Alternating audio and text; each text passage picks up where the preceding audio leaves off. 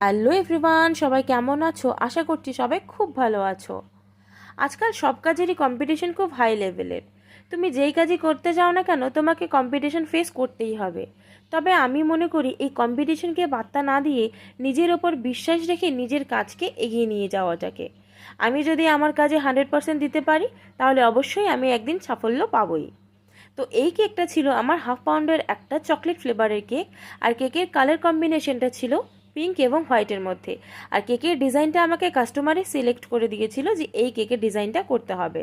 তো আমি খুব সুন্দর করে কেকটাকে করার চেষ্টা করেছি।